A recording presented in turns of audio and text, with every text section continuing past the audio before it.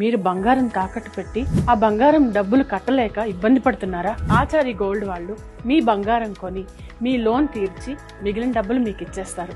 ఇంకెందుకు ఆలస్యం? ఆచారి గోల్డ్ ఈ నెంబర్స్కి కాల్ చేయండి. నిన్న జరిగిన ఒక పరిణామం అంటే రీసెంట్ పాస్ట్లో 2 సార్లు డిస్కస్ చేసాం మనం. జగన్మోహన్ రెడ్డి గారి ప్రభుత్వం మీద ఆద్యంతం చేసిన ప్రతి పని సిబిఐ ఎంక్వైరీ చేయాలని గౌరవనీయులైన ఒక అడ్వకేట్ గారు హైకోర్టుని ఆశ్రయించడం జరిగింది. నిన్న హైకోర్టు ఆ విచారణ చేపట్టి అది ఫిబ్రవరి 26 అనుకుంటా 2026 ఫిబ్రవరికి వాయిదా వేసింది. అంటే దీర్ఘకాలిక వాయిదా పడింది. దాంట్లో ఆ దీర్ఘకాలిక వాయిదా వేస్తూ కూడా మాట్లాడిన మాటలు ఏంటంటే, what's your curiosity in this? దీని మీద ఇంత ఎక్స్పెన్సెస్ మీరు బేర్ చేస్తూ ఈ ప్రభుత్వం మీద అంత సిబిఐ ఎంక్వైరీ వేయడానికి మీకున్న అత్యుత్సాహం ఏంటి అన్న మొదటి ప్రశ్న.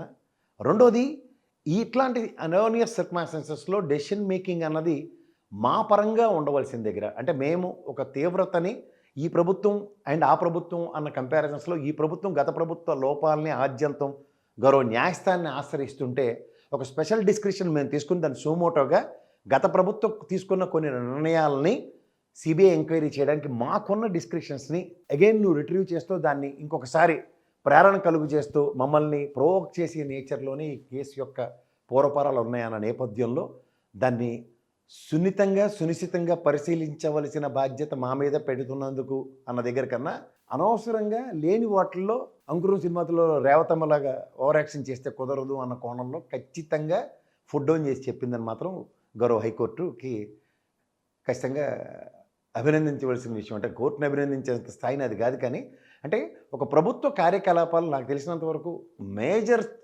థింగ్స్ ఇద్దరు డిస్కషన్స్లో జరుగుతాయి, గౌరవ క్యాబినెట్ అండ్ గౌరవ ముఖ్యమంత్రి గారి ఆధ్వర్యంలో. ఎట్లాంటి ఎరోనియస్ సర్కమ్స్టాన్సెస్లో దెర్ ఆర్ సర్టన్ డీవియేషన్స్ ఏమైనా ఉంటే, గతంలో స్కిల్ డెవలప్మెంట్ కేసులో ఒక ఫైనాన్షియల్ ఫ్రాడ్ అన్నది ఎస్టాబ్లిష్ అయినప్పుడు అది గౌరవ ముఖ్యమంత్రి గారు తీసుకున్న నిర్ణయాన్ని తదనంతర ప్రభుత్వం ప్రశ్నాత్మకంగా గౌరవ న్యాయస్థానాలు అప్రోచ్ అయినప్పుడు దాని క్రెడెన్షియల్స్ దాని పూర్వపరాలని ఆద్యంతం కోర్టు ఏ విధంగా పరిగణలోకి తీసుకుందన్నది ఒక ఉదాహరణ.